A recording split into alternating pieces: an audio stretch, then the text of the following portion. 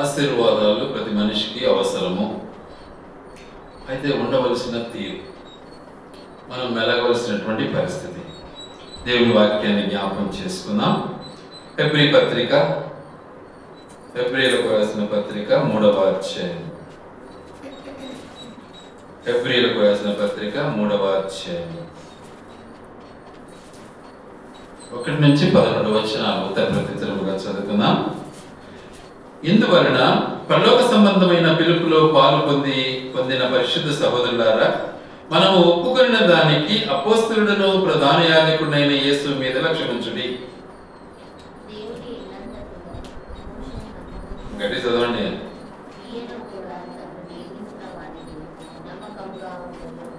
ప్రతి ఇల్లును ఎవడైనా ఒకరి చేత కట్టబడును, సమస్తమును కట్టిన వాడి దేవుడే. ఇంటికంటే దాన్ని కట్టిన వాడు ఎక్కువ ఘనత పొందినట్లు ఈయన మోషే కంటే ఎక్కువ మహిమకు అర్హుడుగా పెంచబడెను.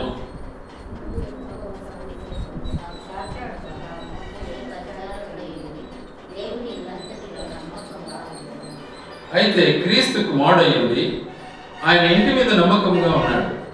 ధైర్యమును, నిరీక్షణ వలని ఉత్సాహమును తుదమట్టుకు స్థిరముగా చేపట్టిన ఎడల మనమే ఆయన ఇల్లు.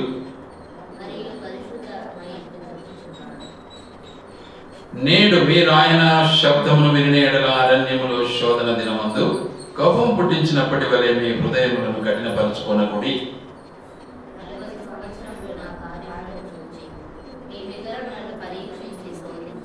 కావున నేను ఆ తరము వారి వలన విసిగి వీరెల్లప్పుడూ తమ హృదయాలోచనలలో తప్పిపోతున్నారు, నా మార్గములను తెలుసుకోలేదు కనుక నేను కోపంతో ప్రమాణం చేసినట్లు వారు నా విశ్రాంతిలో ప్రవేశింపరని చెప్పి తిని. చాలా చక్కగా దేవుడు మాట్లాడతాడు. ఈ మాటలు దైవజనుడు చెప్తే ఈ దైవజనుడు పనికిరాడు అంటారు. ఈ దైవజనుడు పనికిరాడు, వీనికి ఏం రాదు. ఎందుకు ఈ మాటలు బాగాలేవు కదా? అంటే ఈ ప్రవర్తన ఎవరిది? మనదే. ఇది మనం చెప్పకూడదు, ఈ ప్రవర్తన మనం చెప్పకూడదు. చాలా చక్కగా అంటున్నాడు. ఏమంటున్నాడు అంటే, నేను కోపంతో ప్రమాణం చేసినట్లు వారు నా విశ్రాంతిలో ప్రవేశింపరని చెప్పి తిని. ఎందుకో చెప్పిన మాట వినలే. ముందు విన్నాం మనం. ఆయన మాటను శ్రద్ధగా వినాలని దేవుని వాక్యం చెప్పాడు. ద్వితీయోపదేశకాండం 28:1 చాలా స్పష్టంగా మాట్లాడాడు మనతో. శ్రద్ధగా వినాలి, వాటి ప్రకారం మనం నడవాలి, శ్రమలు వచ్చినా వాటిని సహించాలి అన్న సత్యం మనకు బయలుపరిచాడు దేవుడు. అప్పుడే మనకు ఆశీర్వాదం లభిస్తుంది. అయితే వీటిని బట్టి ఒకసారి మనం జ్ఞాపకం చేసుకుంటే, యోసేపు జీవితం మనకు అందరికీ బాగా తెలుసు. యోసేపు వాస్తవానికి చాలా నమ్మకమైనటువంటి వాడు. 12 మంది కుమారులలో యోసేపు చాలా నమ్మకస్తుడు, చాలా విధేయుడు. అయితే పరిస్థితి ఎలా ఉంది? వాళ్ళ తల్లి ఎలా ఉండింది? యోసేపు తల్లి చెప్తారా? యోసేపు తల్లి ఎవరు అసలు?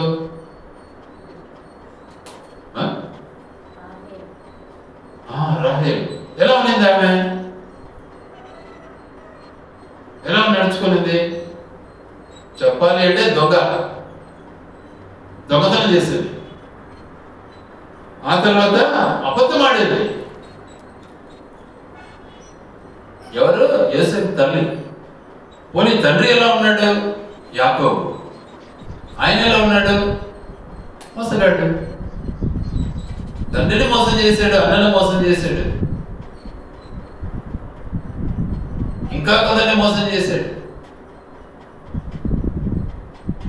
మరి యోసేపు యొక్క సహోదరులు ఎలా ఉన్నారు? వాళ్ళ అన్నగారు ఎలా ఉన్నారు? యోసేపు అన్నగారు వాళ్ళందరూ హంతకులే. ఎవడు మంచివాడు లేడు దాంట్లో, అందరూ హంతకులే. చెప్పాలి అంటే వాళ్ళకు ఒక సహోదరి కూడా ఉన్నది. ఆమె ఎలా ఉన్నది? ఆమె ఎలా ఉన్నింది? తిరుగుబోతు. ఇంట్లో ఉన్న కూడా బయటికి పోయింది.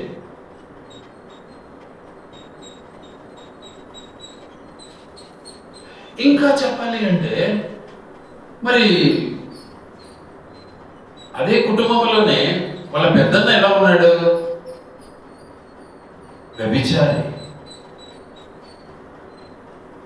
రూబేన్ వ్యభిచారి, భయంకరమైన వ్యభిచారి, మామూలు వ్యభిచారి కాదు. వీటన్నిటిని బట్టి ఒకసారి మనం ఆలోచిస్తే ఆ కుటుంబం అంతా ఎలా ఉంది? చాలా భయంకరంగా ఉంది. అయినా దేవుడు ఇష్టపడ్డాడు. ఎందుకు? మార్చాలని ఇష్టపడ్డాడు. వారి కొరకు ప్రార్థించాలని ఇష్టపడ్డాడు. వారిని ఒక మార్గంలో నడిపించాలని ఇష్టపడ్డాడు. వారిని పరలోక రాజ్యం చేర్చాలని ఇష్టపడ్డాడు. వారికి కనాను దేశాన్ని చూపించాలని ఇష్టపడ్డాడు. ఈ లోకంలో వారిని గొప్పగా చేయాలని ఇష్టపడ్డాడు.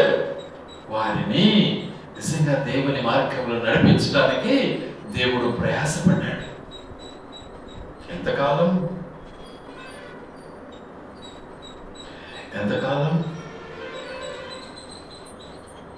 దాదాపు 400 సంవత్సరాలు వాళ్ళని ఏం చేశాడు? ఐగుప్తులో పెట్టాడు. ఆ తర్వాత 40 సంవత్సరాలు వాళ్ళకు పాఠం నేర్పాడు. అందరు నేర్చుకోలేకపోయారు. ఎంతో మంది రాలిపోయారు.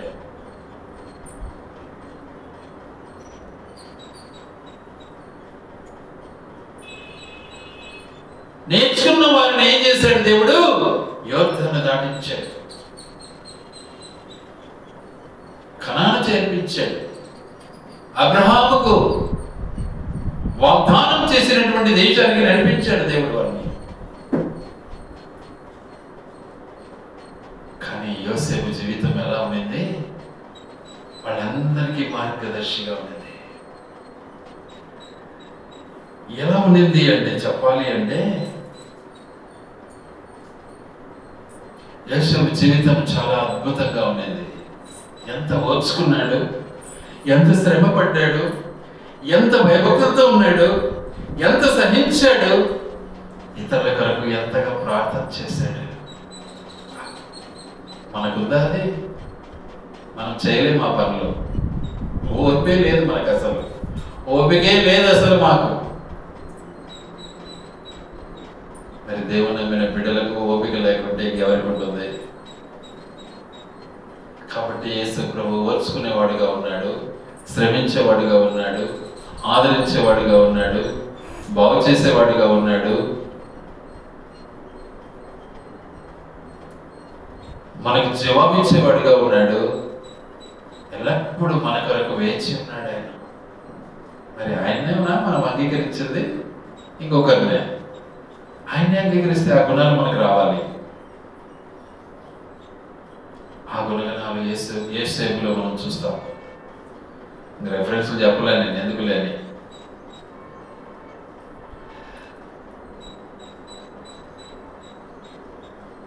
అయితే యోసేపు తల్లి రేచల్ ఏం చేసింది? పశ్చాత్తాపం ఆడింది. బొమ్మలు తెచ్చుకోలేదు నేను అనేది. ఏం చేసింది? బొమ్మలు దొంగతనం చేసింది. ఎవరి దగ్గర దొంగతనం చేసింది? వాళ్ళ నాన్న దగ్గరే దొంగతనం చేసింది.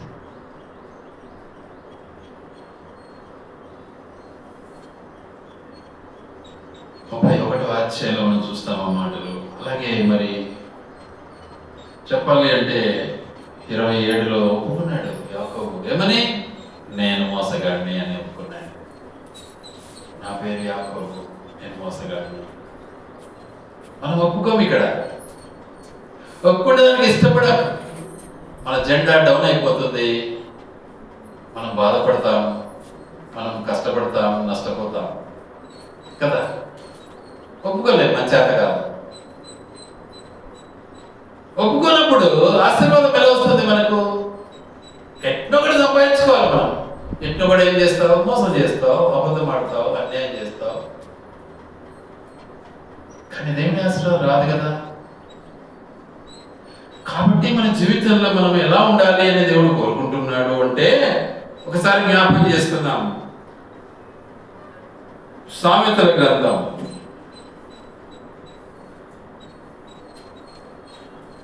12వ అధ్యాయం 22వ వచనం.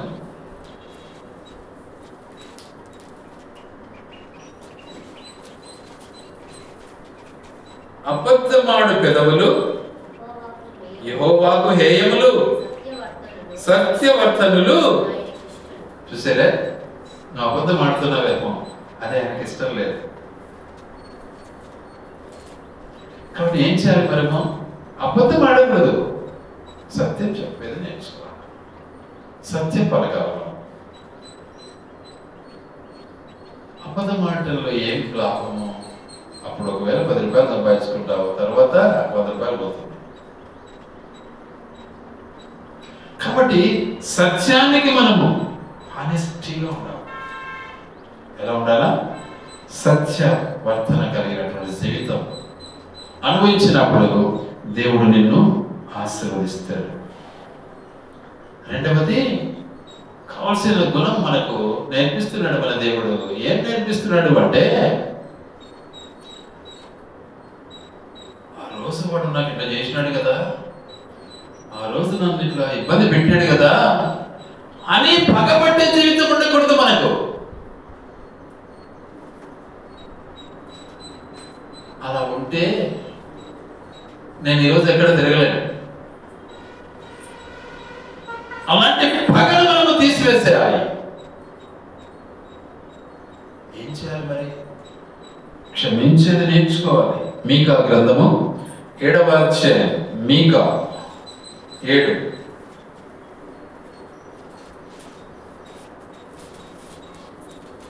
మీకా గ్రంథము 7వ అధ్యాయం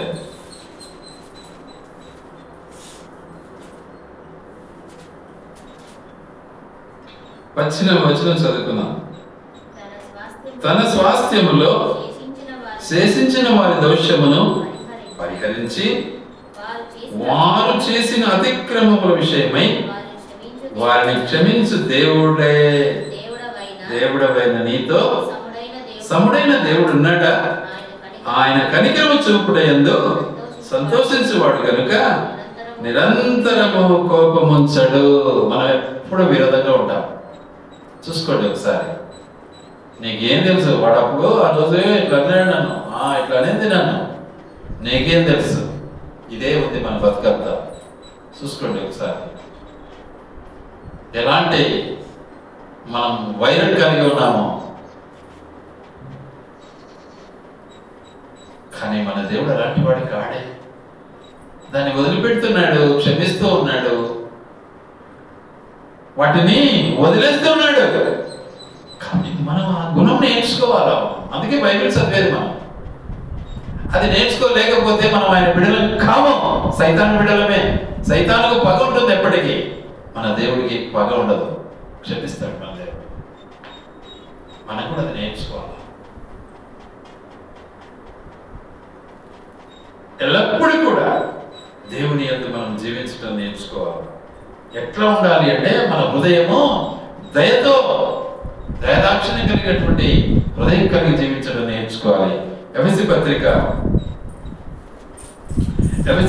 4వ అధ్యాయం 32వ వచనం. ఎఫెసీ పత్రిక 4వ అధ్యాయము 32వ వచనం. ఒకని ఎడల ఒకడు దయ కలిగి కరుణాహృదయుడై క్రీస్తునందు దేవుడు మిమ్మును క్షమించిన ప్రకారము మీరును ఒకరినొకరు క్షమించండి.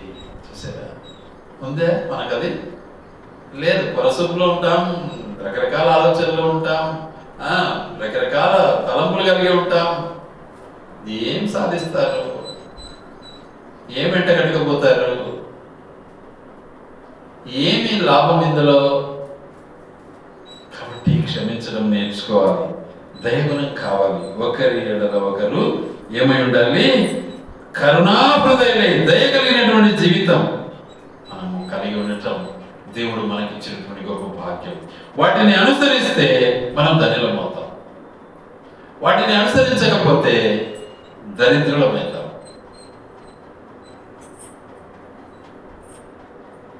యోసేపు తన జీవితంలో మంచి చేస్తూ వచ్చాడు, ఆయనకు కీడు సంభవించింది. ఏం చేశాడు మరి? ఏం చేశాడు? దానికోసం ప్రాకులాడా? నాకు ఇట్లయిందే, నేను ఎట్లా అనే లేదు. కీడును అనుభవిస్తూ వచ్చాడు, జరిగిన కీడును వదిలిపెడుతూ వచ్చాడు. పొతీఫరు భార్య చేసిన పరిస్థితికి ఆయన మళ్ళీ ఏమైనా ప్రతీకారం తెచ్చుకున్నాడా? లేదు. ఆ పరిస్థితి మేరకు పొతీఫర్ కంటే ఇంకా అధికమైనటువంటి ఉద్యోగం ఆయనకు దొరికింది, కానీ ప్రతీకారం తీర్చుకోలేదు. రాయబడలేదు ఇక్కడ. ఇక చెరసాలలో ఉన్నప్పుడు ఆయన కొట్టారు. ఆ కలభావం చెప్పడంలో దండించాడు, కొట్టాడు, కానీ ప్రతీకారం తీర్చుకోలేదు.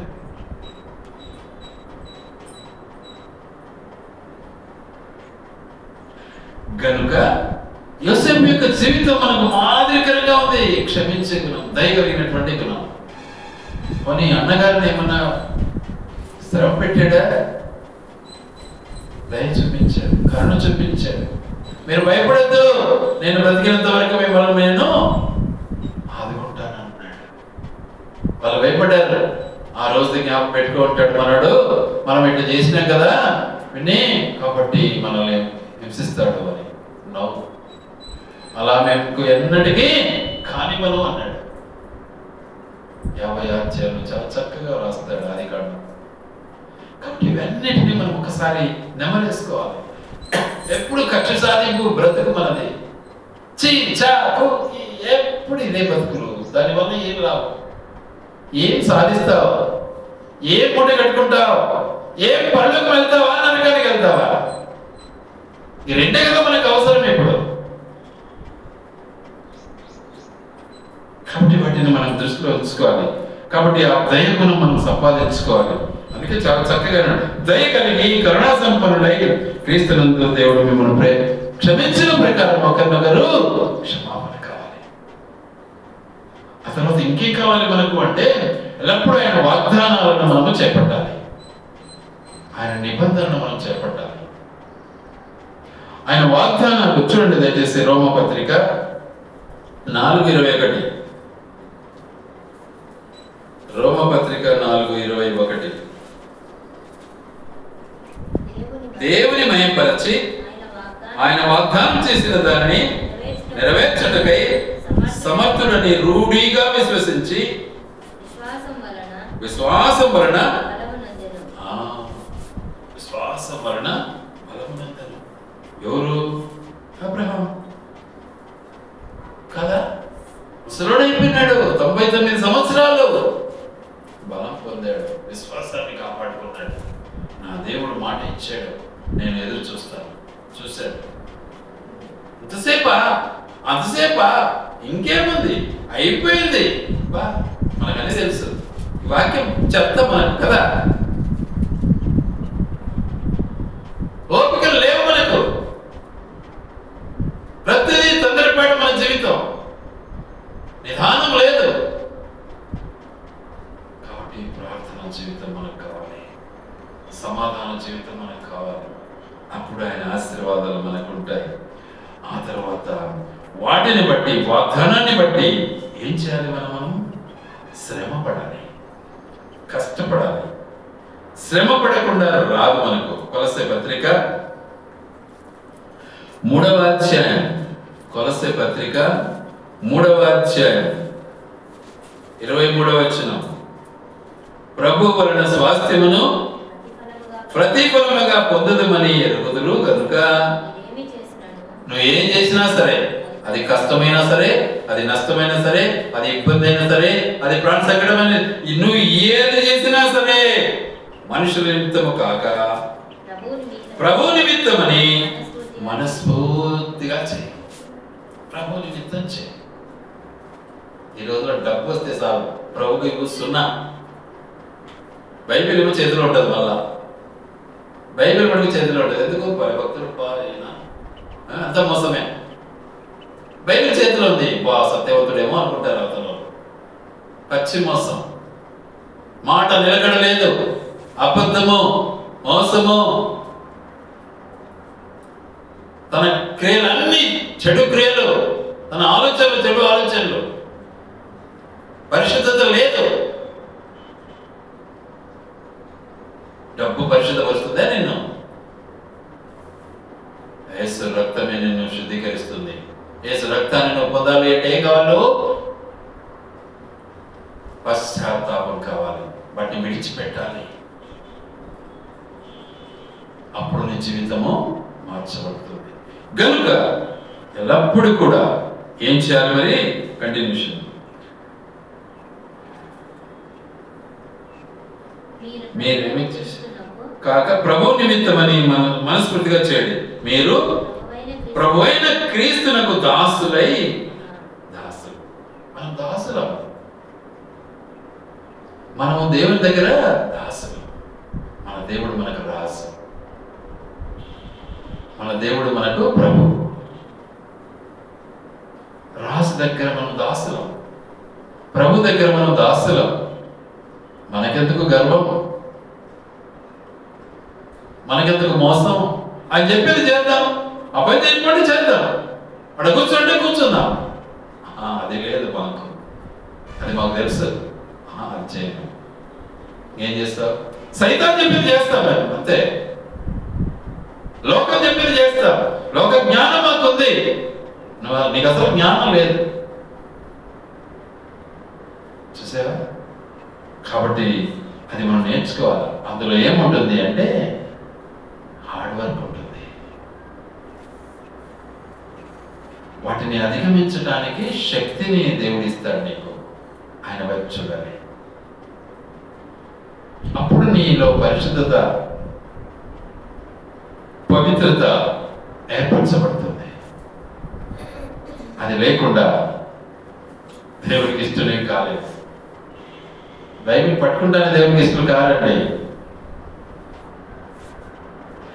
కనుక ఆ క్రియలు మనము అనుభవించాలి. ఆ తర్వాత ఇంకేం చేయాలి అంటే ఎల్లప్పుడూ దేవునికి మనము కృతజ్ఞంగా జీవించాలి. దేవుడు కోరింది అదొకటే మన దగ్గర. ఏం కావాలి మన పక్షాన? ఆయనకు కృతజ్ఞత కావాలి. ప్రతి విషయంలో కృతజ్ఞత. చూడండి, తెస్సలోనిక మొదటి పత్రిక 5వ అధ్యాయం 18వ వచనం.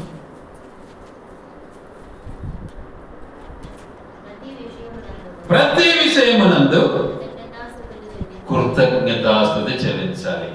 దెబ్బ తగిలింది, ఏమంటావు? ఎందుకు దేవుడు ఇటు చేసినాడే అంటావు. దేవుడికి స్తోత్రం చెప్పేది నేర్చుకోవాలి. కింద పడ్డావు, దేవుడు ఆ స్తోత్రం అనేది నేర్చుకోవాలి. ఎందుకు నన్ను కింద వేసినావు అనేది కాదు, అది గొప్పతనం కాదు.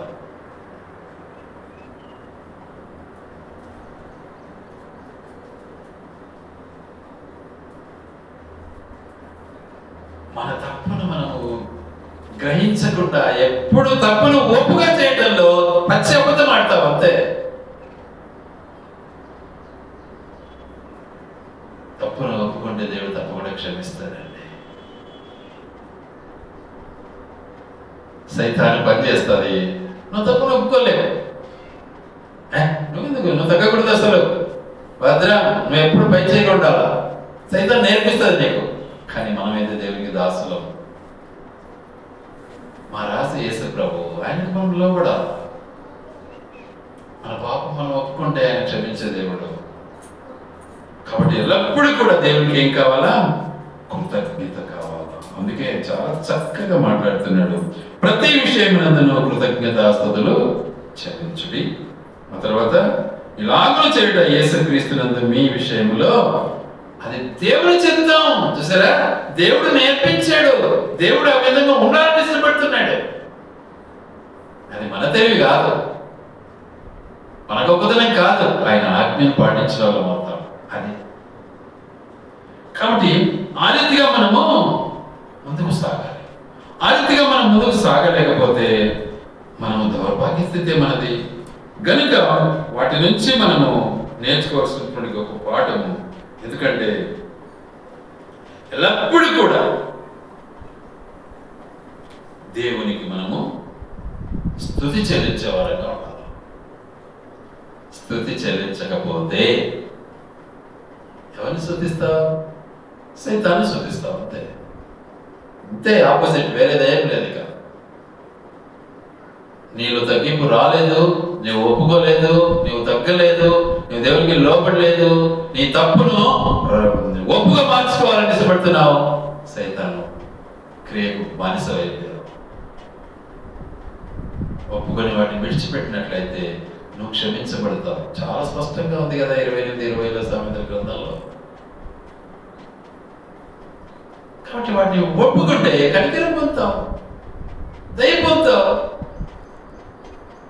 దేవుని యందు సమాధానం కలిగి ఉంటావు. కాబట్టి ఎల్లప్పుడూ కూడా ప్రభువులో మనం కొనసాగడానికి సిద్ధపడాలి. అందుకే అంటాడు భక్తుడు అపోస్తలుడైన పౌలు ఫిలిప్పీయులకు రాసిన పత్రికలో 4:18 ఏమంటాడంటే, ఆయనను నా శ్రమలో మీరు పాలు పుచ్చుకొనినది మంచి పని. ఆయనను నా శ్రమలలో మీరు పాలు పుచ్చుకొనినది మంచి పని. ఎందుకని? నన్ను బలపరచువాని యందే నేను సమస్తమును చేయగలను. ఎప్పుడైతే నాలో నువ్వు పాలు పొందుతావో, ప్రభువులో పాలు పొందిన జీవితం, విశ్వాస జీవితంలో, ప్రార్థనా జీవితంలో ప్రభువుతో సహవాసం కలిగిన ఉన్నావు అంటే పాలు పొందిన వ్యక్తి అవుతావు. పాలు పొందటంలో ఎలా ఉంటుంది? ప్రభువునందు బలపరచబడినటువంటి జీవితం కలిగి ఉంటావు. శ్రమలో పాలు పంచుకున్నది మంచి పని. కాబట్టి ప్రభువునందు జీవించడం మనం నేర్చుకున్నాం కనుక ప్రభువులో కొనసాగటానికి ఆయన ఇచ్చినటువంటి ధర్మాన్ని మనం పాటిస్తాం. చాలా చక్కగా మాట్లాడతాడు చూడండి. ఎబ్రీ పత్రిక 13:16 వచనం. ఎబ్రీ పత్రిక 13:16 వచనం.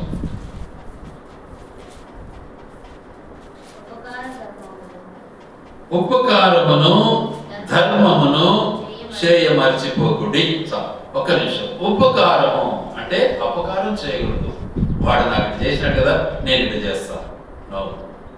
మనలో ఉండే గొప్పతనం అదే. మనం ఆపన చేస్తున్నాం. ఈరోజు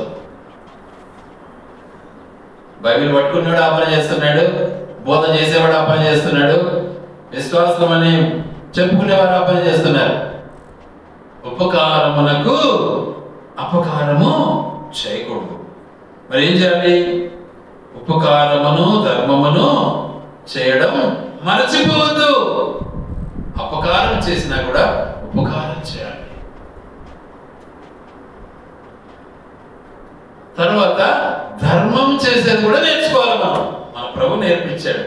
మన యేసు ప్రభు ఏం ధర్మం చేశాడు? మనకు ఏమి ఇచ్చాడు? 10 రూపాయలు ఇచ్చాడా? 100 రూపాయలు ఇచ్చాడా? ప్రాణమే ఇచ్చాడు. మరి మనమేమిస్తున్నాం ఆయనకు? పోనీ ఆయనను బట్టి ఇతరులకు ఏమిస్తున్నాం? మనం ఇచ్చేది నేర్చుకోవాలి. మనం దొంగతనం చేయకూడదు, మనం అన్యాయం చేయకూడదు, మనం ఇతరులను ఆశించకూడదు, మనం ఉపకారం చేసేది నేర్చుకోవాలి, ధర్మం చేసేది నేర్చుకోవాలి.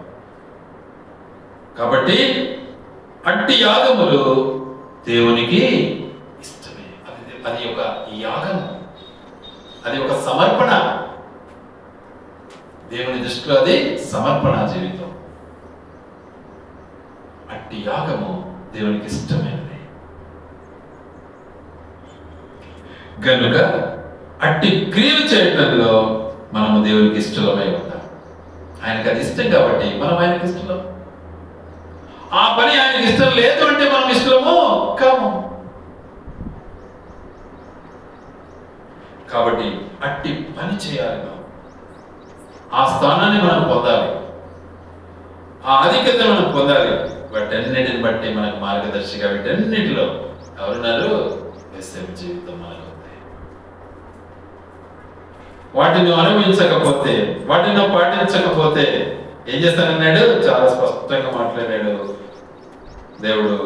ఎబ్రీ పత్రిక 3:11 వచ్చినాయి అంటాడు, కనుక నేను కోపంతో ప్రమాణం చేసినట్లు వారు నా విశ్రాంతిలో ప్రవేశింపడని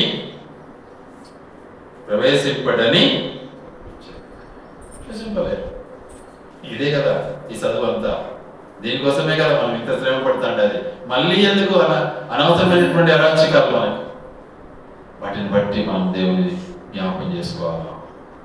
అప్పుడే మనం దేవుని స్థానంలో అనగా దేవుని రాజ్యంలో దేవునితో సహవాసం కలిగి ఉంటాం. లేకపోతే ఎక్కడ ఇచ్చారు? నీళ్ళలో మునిగి తేలినాములే, ఆయన శరీరము రక్తం అంటే రొట్టె రసం మేము తీసుకున్నాములే పోతాములే అనుకుంటే కుదరదు. అదొకటే కాదు, అది artificial. It is one of the example అంతే. బట్ నీ హృదయం దేవునికి కావాలి. నీ హృదయ వాంఛ దేవుడు ఎరుగు. నీ హృదయంలో మార్పు రావాలి. కాబట్టి వీటన్నిటిని మనము ఎలా ఉండాలి? యోసేపు వలె మనము ఎట్లా ఉండాలా? ఆనెస్టీగా ఉండాలా, విధేయతగా ఉండాలా. నాకు ఇంత విరోధం చేశాడే అని ఏమన్నా అక్కడ నష్టం చేశాడా? ఐగుప్తు దేశంలో దేశానికి పేరు తెచ్చాడు.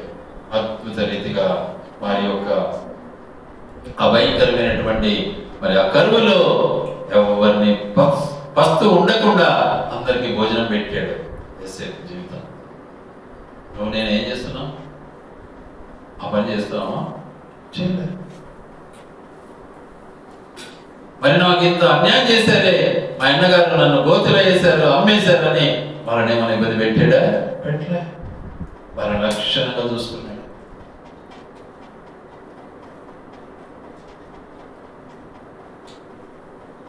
ఆయన ఉన్నంత వరకు కొరత లేకుండా ఇజ్రాయెల్ అక్కడ బ్రతికారు. ఆయన చనిపోయిన తర్వాత, రాజు మారిన తర్వాత ఇజ్రాయెల్ కష్టాలు ప్రారంభమయ్యాయి. కారణం ప్రభు వారికి మార్గం చూపిస్తూ ఉన్నాడు. మనకు కూడా కష్టాలు వస్తాయి, వాటిల్లో సహనం కావాలా? దేవుని వైపు చూడాలి. దేవుని వైపు చూసేదానికే ఇవన్నీ మనకి. అలా చూడడం తొందరగా ఆశీర్వాదం వస్తే దేవుడు నన్ను ఆశ్రయించినాడు అంటాం కాదు. మనకు నడవలసిన మార్గం బోధిస్తాడు మన దేవుడు. యోగుకు అదే చూపించాడు. నా భక్తుడు అన్నాడు యోగును. ఇష్టమైన భక్తుడు,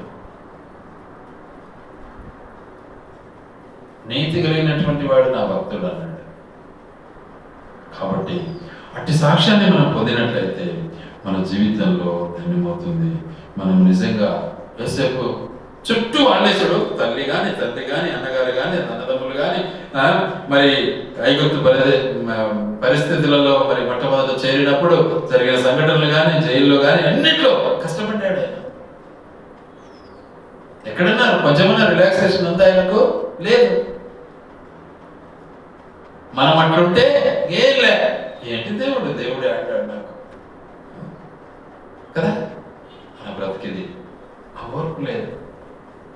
కాబట్టి శ్రమించేది నేర్చుకోవాలి, శ్రమ పడేది నేర్చుకోవాలి.